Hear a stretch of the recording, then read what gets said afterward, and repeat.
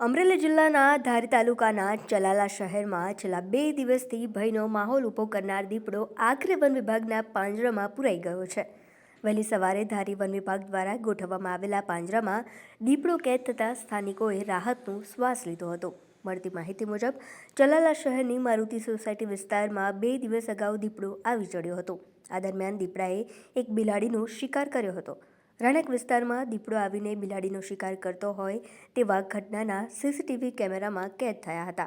સીસીટીવીમાં દીપડાની હિલચાલ જોવા મળી હતી. તે બાદ સોસાયટી તેમજ આસપાસના વિસ્તારમાં રહેતા લોકોમાં ભયનો માહોલ જોવા મળ્યો હતો.